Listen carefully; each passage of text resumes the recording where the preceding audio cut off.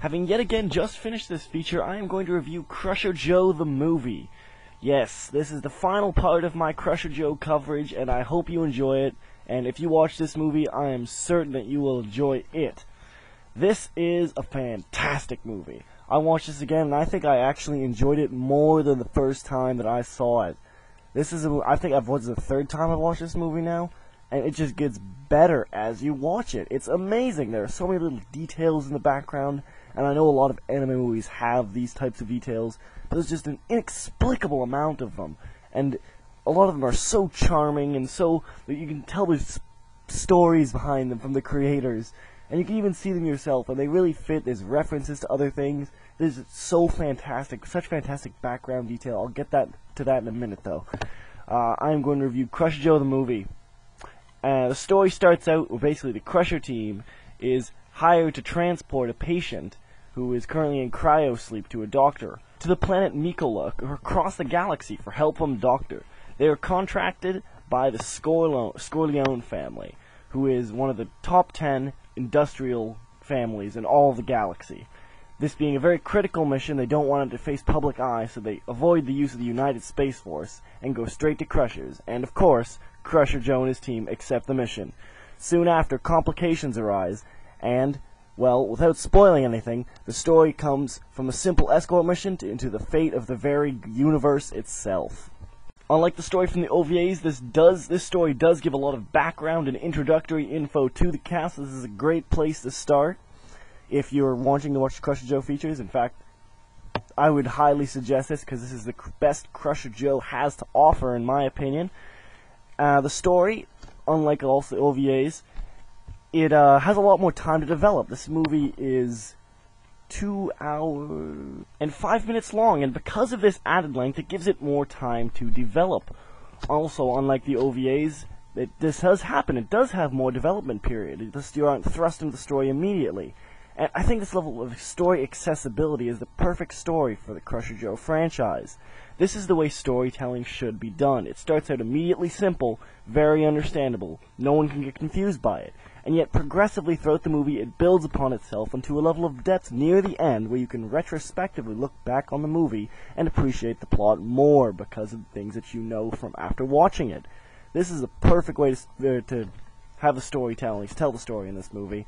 And I'm all for experimental storytelling, but this is probably my favorite kind of storytelling because it just allows you to appreciate the movie. And especially being Crusher Joe, the fact that it is mainly just about the action, it gives you a chance to appreciate that too. So you're not taxing yourself too hard, but at the same time, you're not being treated like an idiot either, which is a lot of problem in a lot of these types of action movies. Now, getting back to the story, I will say, near the end, it does get a little complicated. Nothing you will not understand, not in the least, but more in that there's a couple things you should look out for. And just on a final note for that, I want to say the story itself is actually quite interesting. Like I does say, it does start as a simple rescue or transportation mission, but it quickly moves into something much more interesting, and there's a lot of characters involved, but again, because of the complete accessibility, you will never get confused, and it does really evolve in a way you would totally expect from Crusher Joe, and you've probably come to appreciate by now. Or you will after seeing this movie, because this really is that good of a movie. Anyway, moving on to the characters, there is some more intro bits, but also the characters, along with the backstory, because you're spending more time with them, you get to know them slightly better. And these aren't deep characters with many layers. These are who they appear to be. Crusher Joe is the kind of peppy hero. He'll always rise to the challenge, and he's angry because he's like, you can't beat me. He's really, really cocky and prideful. And Talos is the kind of experienced, gruff veteran. And Alphen's the woman on the squad. I know it sounds sexist, but that's really the way she's treated. Ricky's the kid, the inexperienced one. Anyway, they may seem like archetypes, and you know what, they are, but for a good reason. Like I said in previous reviews of the Ice Prison, the Ultimate Open Ash, they're progenitors to later characters that we now see today, so looking back on them, they seem more commonplace. At this certain time, may not have been. Because these characters, a lot of the time up until now, have been just straight heroes. And these are just straight heroes, that's true. But at the same time, they also have a level of apprehensiveness to take their mission. Joe and Alphen in particular are drunkards. Very much so. Talos is, frankly, not always too cocky for his own good in his experience. And Ricky, well, he's just a kid. He doesn't know what the heck's going on. He doesn't know when to shut his trap. So they do have some foibles, which make them slightly interesting characters. These aren't epic characters, like I said. You can't read into them too much. They're just there. But they do provide adequate exposition, and they do provide adequate characterization for them in Crusher Joe, the movie, which makes it all the more pleasurable to watch. But moving away from that, let's get on to the action, and this is really the motherlode, people. This is one of my favorite, if not my favorite, action movie, live action, animation, regardless, for a lot of reasons. Some of them are doing the animation I'll discuss after this, but I will say this is one of those movies, there is not a single type of fight missing. There is fist fights, there is gun fights, there's laser fights, ship fights, giant man-eating plant fights, fight people with jetpacks, people with whips. They got mech fights, and I know this sounds juvenile maybe to an extent, but you know what?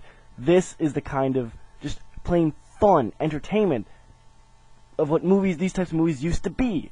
Space opera is all about this kind of exuberant celebration of technology, far-flung, of course, and it almost seems silly and ironic in retrospect, but if you can get in the mindset of it, this is just fun stuff. Not everything needs to be serious and horribly deadly and end wrong and not well. This is something you know how it's going to end, but you just have a whole lot of fun getting there. And like I said, with the animation, some will say the OVAs are better because they're slightly more up-to-date designs, perhaps, but this is simply not true that it is better, because the animation has a larger budget here, close to about 2,800,000 Canadian dollars, I'm Canadian perspective. It's 2 million yen, and 200 million yen, sorry. And this is just, it's almost one of those things I can't really describe to you. Like, if you hate the designs, you cannot say the animation itself is bad. You may hate the designs; they are very old school designs, admittedly, not to a lot of people's tastes. But I personally could overlook them because Crusher Joe is that damn good, and I keep saying this, but it's important to remember. And anyway, the animation without there's a lot of free-flowing animation scenes, so it's got really continuous animation, which must have cost a lot of money, and there's many of them during action scenes. I discussed this during Ash the Ultimate Weapon. There was a couple parts near the end there that had really fluid animation, and same here, constantly so. And also, the action is enhanced in this show by almost psychedelic feel. There's all the explosions and lasers and missile trails are completely different colors. You have yellow ones, you have purple ones, you have blue ones, you have green ones, and you just all go off in every different direction at once. And it is just an absolute joy to watch all this on the screen. It is beautiful for the eyes to behold. As well, I will say the show is very dated, and not just look-wise, but what they portray in the show, the content. They have a fight in a future disco bar, which is about as silly as it sounds, and all of them are in full 80s regalia, and some of these people do even kind of weird future extrapolations of 80s fashion. It's actually quite amusing to watch.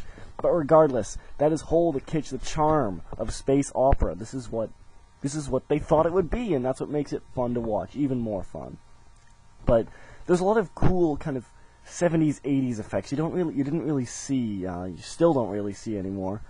I don't know why. I think they did quite a good job with it. For instance, there's one scene where a person's being cryogenically frozen, and live-action smoke's been blowing onto the over top of the layer of it.